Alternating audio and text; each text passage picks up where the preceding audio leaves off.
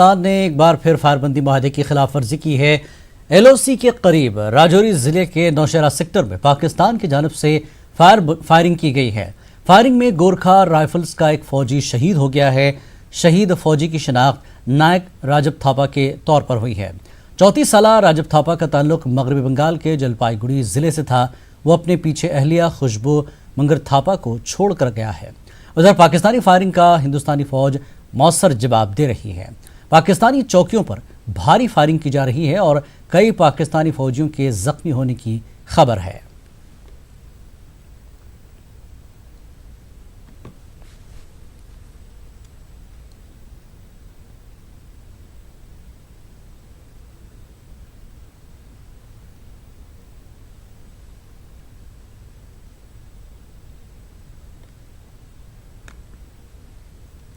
और श्रीनगर शहर के कई इलाकों में आज बंदिशें दोबारा आयद कर दी गई हैं।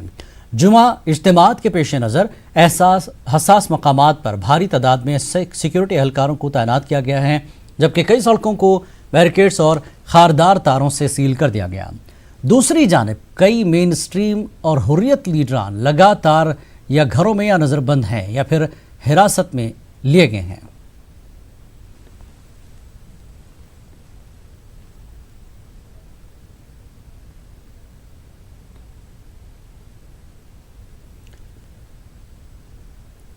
और इस वक्त हमारे साथ हमारे नुमाइंदे शब्बीर जुड़ चुके हैं। ताज़ा जानकारी के लिए बात करते हैं। शब्बीर, जुमे का मौका है, लगातार 19 रोज हो रहे हैं, क्या अपडेट है आपके पास, क्या सूरत हाल है वादी में? देखिए जिलानी, सूरत हाल जो है आज दोबारा से कई इलाकों में जहां से हटा दिया गया था बंदिशें और कदगनें हटा दी गई थी, आज फिर से कई इलाकों में आयद की गई हैं बंदिशें। और चूंकि आज जुमा है, खदशा यही रहता है कि ऐसे मौके पे कोई एहतजाजी जुलूस न निकले या किसी तरह का कोई तशद्दुद ना हो। सिक्योरिटी को टाइट कर दिया गया है।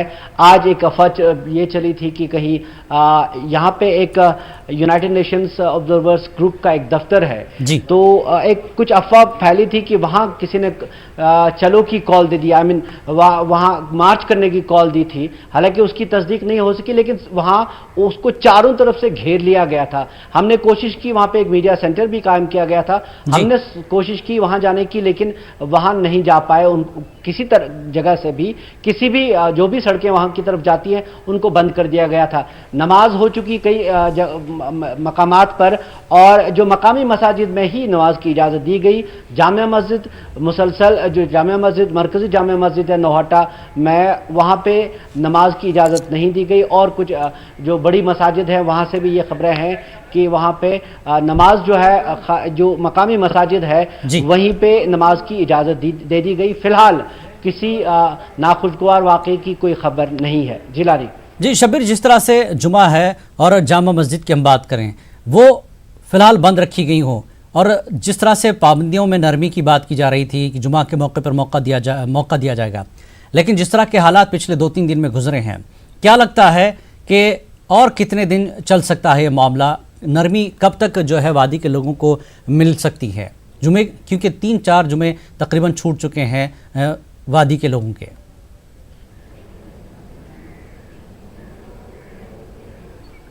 देखिए जिलानी, यहाँ हुआ ऐसा कि पिछली बार भी हमने मुसलसल, ये तीसरा जुमा ऐसा है जहाँ पे ये कहा गया कि जहाँ पे नरमी थी, लेकिन पहले दिनों में नरमी थी जुमा से पहले, लेकिन जुमा के मौके पे चूंकि एक खर्चा रहता है सिक्योरिटी एजेंसियों को कि कहीं एहतजाज ना हो जाए, कहीं तशद्दुद ना हो जाए, तो ऐसे मौके पे ये क्या करते हैं कि ये कोशिश करते हैं कि कोई बड़ा मौजमा, क्योंकि दफ़ा 144 यहाँ पे पहले से नाफिज है, पिछले जो कई दिन गुजरे वहाँ से बंदिशें कई जगहों से हटा ली गई थी। डाउनटाउन श्रीनगर में भी कल तक जो है पिछले 4 दिनों से नरमी थी, लेकिन आज चूंकि जुमा था तो इन्होंने ये बंदिशें फिर से आयद कर दी। यहाँ पे क्या होगा, हुआ ये यहाँ पे है कि पहले सरकार ने बंदिशें आयद कर दी, सब कुछ बंद कर दिया, मवासाती निज़ाम से लेकर पूरा जो निज़ाम था वादी कश्मीर का, जम्मू के कई इलाकों का भी, पूरे जम्मू का तकरीबन, वो ठप पड़ गया था।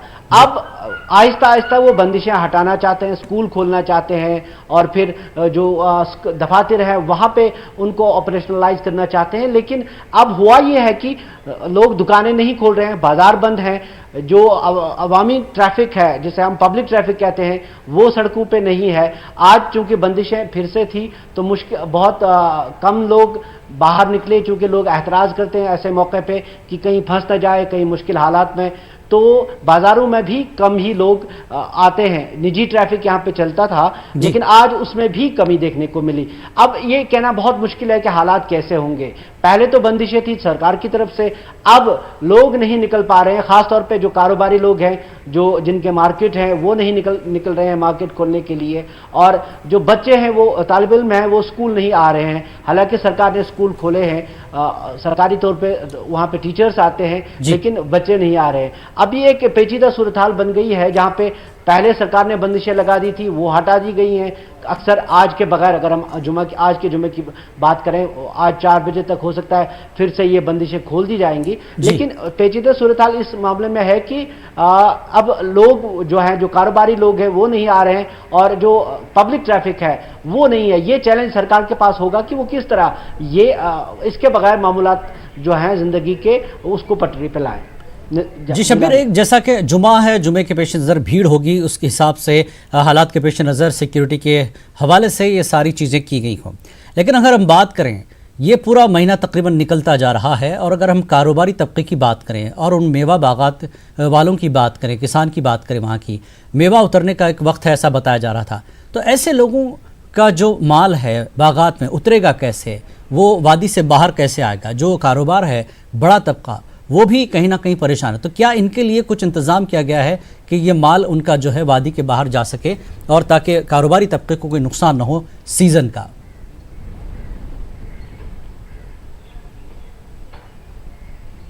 देखिए जिलानी, कल सिविल सेक्रेटरीट में हमने एक खबर दी थी, एक मीटिंग हुई थी इस हवाले से कि जो मंडियां हैं उनको किस तरह से जो फ्रूट मंडियां हैं उनको किस तरह से चालू किया जाए और किस तरह से ट्रकें मैसर रखी जाए।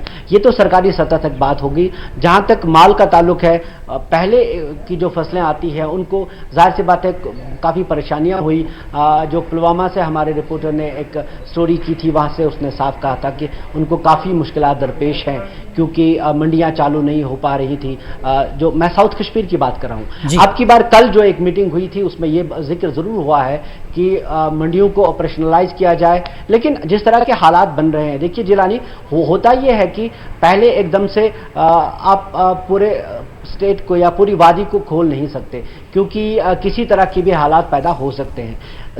इन्होंने ये किया है कि मरहलेवार हम इलाकों को खोल देंगे और ऐसे में कुछ तो कोशिश सरकार की तरफ से चल रही है कि हालात को नॉर्मलाइज किया जाए। लेकिन मैंने आपको पहले ही बताया कि चैलेंज इसमें है। चैलेंज ये है कि क्या जो कारोबारी लोग हैं वो मार्केट में आना चाहते हैं, क्या वो मार्केट खोलेंगे? आपने स्कूल खोल दिए, सरकार ने ऐलान कर दिया, टीचर्स वहां आए लेकिन तालिब इल्म नहीं आ रहे हैं। उसमें कुछ मुश्किलात हैं। मुश्किलात मवासाती निज़ाम के ताल्लुक से भी हैं क्योंकि आपको नहीं पता कि आपका बच्चा अगर स्कूल जाता है तो वो खैरियत से पहुंचा कि नहीं पहुंचा। सरकार को अपनी भी मुश्किलात हैं क्योंकि मवासाती निज़ाम नहीं है। उनको अपने ग्राउंड पे जो लोग हैं, जो डिस्ट्रिक्ट सतह पे या तहसील पे काम कर रहे हैं, उनका भी नहीं पता। अगर माल की एक गाड़ी निकल जाती है वो इसको लेके, फ्रूट को लेके, उसका भी कहीं पता नहीं रहता वो कहाँ, वो मंडी में पहुंची कि नहीं पहुंची। तो सब कुछ ये घाम के पूरा इस मवासाती निज़ाम पे अटक जाता है। मवासाती निज़ाम को जब तक किसी तरीके से कोई एक तरीका निकाला जाए, तब तक उसको खोला जाए, बहाल किया जाए, तब तक बहुत मुश्किलात लोगों को रहेंगी। और लोगों को, जो कारोबारी लोग हैं, जो जिनके मेन मार्केट्स में जिनकी दुकानें हैं, जब तक उनके साथ किसी तरह की, हालांकि कुछ कोशिशें चल रही है लेकिन अभी तक उसमें कामयाबी नहीं हुई, जब तक उनको राजी न किया जाए कि वो दुकानें खोले। आज आपको हर जगह दुकानें बंद मिलेंगी। आज की बात नहीं है, जब से सरकार ने हालांकि बंदिशें भी खोली थी सरकारी तौर पे, लेकिन दुकानें बंद हैं, जो भी कारोबारी इदारे हैं वो बंद हैं। सड़कों पे पब्लिक ट्रांसपोर्ट नहीं है। दफ्तरों में कुछ हद तक हाजिरी दी गई है क्योंकि सरकारी मुलाजिम है, उनको ऑर्डर किया जाता है तो वो पहुंच पाते हैं, लेकिन पूरी तरह से ये हाजिरी भी नहीं हुई है अभी। जी बहुत बहुत शुक्रिया शब्बीर इससे पूरी जानकारी के लिए। बहरहाल जुमे का दिन है और जुमे के हिसाब से वादी में जिस तरह का जमावड़ा होता है, हुजूम होता है, उसको देखते हुए अभी भी पाबंदियां, बंदिशें सख्ती के साथ आयद की गई हैं। तो आगे बढ़ेंगे अगली खबर की तरफ। आज जुमे के मद्देनज़र श्रीनगर में सख्त सिक्योरिटी लगा दी गई है। यूएन मिलिट्री ऑब्जर्वर ग्रुप्स के ऑफिस के करीब किसी को जाने की इजाज़त नहीं दी जा रही है। यहाँ तक कि हुकूमत के ज़ेरे इंतज़ाम चल रहे मीडिया सेंटर में भी आज किसी को जाने की इजाज़त नहीं है। श्रीनगर और वादी के कई इलाकों से हालांकि बंदिशें या तो हटाई गई थी या नरम कर दी गई थी, लेकिन आज फिर से एक बार फिर बंदिशें लगा दी गई हैं। डलगेट से लेकर यहाँ आप सनवार इलाके में हम आ गए हैं। यहाँ भी आप देख सकते हैं कि किस तरह खारदार तारें लगा दी गई हैं, रुकावटें खड़ी की गई हैं। और चूँकि आज जुमा है तो एक खदशा रहता है कि आज के दिन कई एहतजाजी जुलूस ना निकले, वो एक अंदेशा ज़रूर है। लेकिन इसके अलावा आज कहीं से कुछ अफवाहें और कुछ पर्चियाँ देखी गई जिनमें कहा गया था कुछ ग्रुप्स की जानिब से, हालांकि उसकी तस्दीक नहीं हो सकी, लेकिन ये कहा गया था कि आज जो यहाँ थोड़ी ही दूरी पे वाक़ा है यूएन मिलिट्री ऑब्जर्वर्स ग्रुप का ऑफिस है, वहाँ चलने की कुछ कॉल दी गई थी। हालांकि इसकी तस्दीक नहीं की जा सकी कि ये किस ग्रुप ने दी थी, लेकिन इसके चलते यहाँ पे जो सिक्योरिटी के इंतज़ामात कड़े कर दिए गए हैं। किसी को भी पूरे ये जो मिलिट्री ऑब्जर्वर्स ग्रुप है यूएन का, चारों तरफ से इसे घेरा गया है और किसी को भी यहाँ चलने की इजाज़त नहीं है। हालांकि सरकार ने यहाँ एक मीडिया सेंटर कायम किया है जहाँ पे मीडिया कर्मी सुबह से आते थे, वहाँ पे कुछ इन्फॉर्मेशन होती थी या कोई प्रेस कॉन्फ्रेंस होती थी सरकार की। आज वहाँ भी जाने नहीं दिया जा रहा है। जहांगीर अजीज़ के साथ शब्बीर अहमद, न्यूज़ 18 उर्दू, श्रीनगर। और दफ़ा 370 की मनसूखी और रियासत जम्मू कश्मीर को मरकज़ के ज़ेर इंतज़ाम इलाका बनाने के बाद वादी कश्मीर में पैदाशुदा सूरत हाल से तारीखी मुगल रोड पर भी ट्रैफिक की नक़्ल हरकत काफ़ी मुतासर हुई है। पुंछ राजौरी ज़िले को वादी कश्मीर से मिलाने वाली तारीखी शाहराह मुगल रोड पर इस मौसम में काफ़ी चहल पहल हुआ करती थी, लेकिन गुज़श्ता 19 रोज़ से इस शाहराह पर भी ट्रैफिक की नक़्ल हरकत मुतासर होकर रह गई है। ट्रांसपोर्ट न होने से अब शाहराह पर मुसाफिर पैदल सफ़र कर रहे हैं, जिसकी वजह से उन्हें शोपियां पहुंचने में काफ़ी मुश्किलात पेश आ रही हैं। इस शाहराह पर इस मौसम में सियाहती मकामात पर भी लोगों की काफ़ी गहमा गहमी होती थी। तारीख़ी मुगल रोड पर वाक़ सियाहती मकामात भी अब वीराने का मंजर पेश कर रहे हैं। पीछे से तो गाड़ी आई है, अब इससे आगे छोड़ दिया है यहीं पे। अब तो मुश्किल ही है ना, आगे पैदल जाना है, ड्यूटी पे पहुंचना है, ज़्यादा कम है, बहुत ज़्यादा कमी। आज तो कुछ भी नहीं है, कम गाड़ी। जो इससे पहले ये पुंछ राजौरी की रोड थी, जो इस पे गाड़ी बहुत चलती थी, तो अब हम बहुत परेशान हो गए हैं। अपना ये मेहनत मजदूरी करते थे तो आज हम पैदल चल रहे हैं।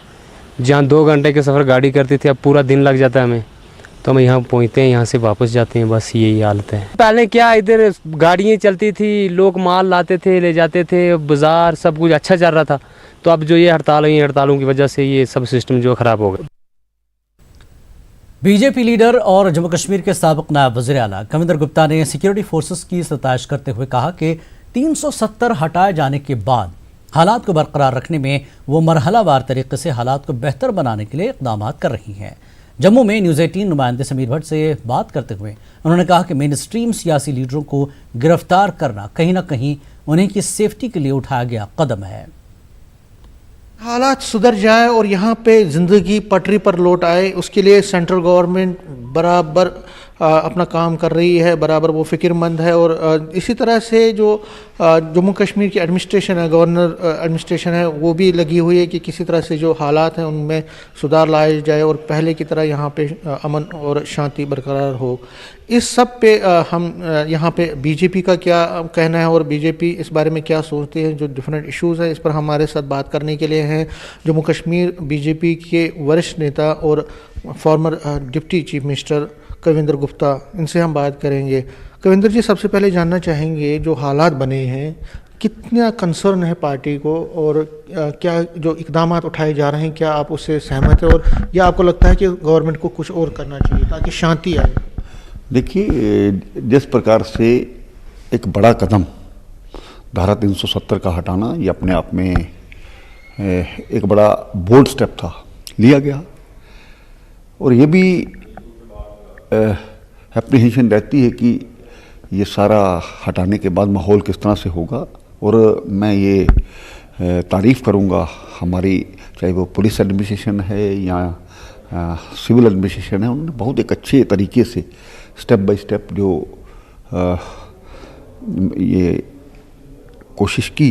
कांग्रेस जैसी पार्टी और उसके वरिष्ठ नेता गुलाम नबी आज़ाद ये कह रहे हैं, कल उन्होंने ये बयान दिया कि कोई भी खुश नहीं है जम्मू कश्मीर में, ज़्यादातर लोग नाखुश हैं इससे, इसको वापस किया जाए। उन्होंने कहा कि ये जो डिसीजन आपने लिया है, आप सेंट्रल गवर्नमेंट ने, लोगों से बात नहीं हुई है और उसको बिल्कुल ही वापस लिया जाए क्योंकि लोग इससे खुश नहीं हैं। किन लोगों से बात करनी है? गुलाम नबी आज़ाद इन्हीं की पार्टी के नेताओं ने जो गलती आज़ादी के बाद की थी उसको दोहराया नहीं जा सकता। और 370 के साथ देख करके हमने क्या पाया पिछले 30 साल में। आपको लगता है कि जो कांग्रेस के नेता है सिर्फ पाकिस्तान बोल रहा है, वही कांग्रेस वाले बोल रहे हैं? देखिए, हम आज़ाद भारत के नागरिक हैं। पाकिस्तान, ये लोग जो पाकिस्तान की बात करते हैं वो स्टेक होल्डर है, ऐसा तो है नहीं। अगर इस प्रकार के लोग बात करेंगे तो ये कहा जा सकता है ये उनसे मिले हुए हैं, ये इनको कहीं ना कहीं फंडिंग होती है बोलने के लिए। पॉलिटिक्स जो है बैटल ऑफ आइडियाज़, अगर बैटल ऑफ आइडियाज़ हैं तो अगर उनके आइडियाज़ आपसे नहीं मिलते तो इसका ये नहीं मतलब है कि आप उनको बंद कर दें। और आपने जम्मू में भी बंद कर दिया, यहाँ कांग्रेस के नेता और बाकी नेता वो भी बंद हैं। तो आपको लगता है कि इस सूरत में आपको कहीं ना कहीं आप जो है आप सवालिया के घेरे के निशान, मतलब आप पे भी सवालिया उठ रहा है, सवालिया निशान। नंबर एक, अगर देश के खिलाफ या पार्लियामेंट में जो हुआ है, बहुमत से पास हुआ है, उसके खिलाफ कोई बोलता है तो गलत तरीका है। जो भड़काने की बात करते हैं उसको रोकना तो होगा ही। और जहाँ तक हमारे महबूबा मुफ्ती का या उमर अब्दुल्ला का सवाल है या फारूक अब्दुल्ला का या इस प्रकार के नेताओं का, तो मुझे लगता है कि शायद कुछ लोग ये भी कर सकते हैं कि इन पर हमला करके इन पर को लेके हालात ख़राब करने की कोशिश कर सकते हैं। मुझे लगता है ये इनकी भी सिक्योरिटी है इन दिनों में, तो इनको समझना चाहिए इस बात को। तो आप कहते हैं कि आप इसलिए बंद किया गया है कि उनको भी हो सकता है कि बंद करना और हाउस अरेस्ट करना अलग चीज़ है। उनके बाहर पुलिस लगी, अंदर तो वो जो सब काम जो रूटीन में कर रहे हैं, और इस वक्त कोई ऐसा मौका भी नहीं है वो बाहर जा करके घूमें। वक्त एक ब्रेक का, ब्रेक के बाद फिर लौटेंगे।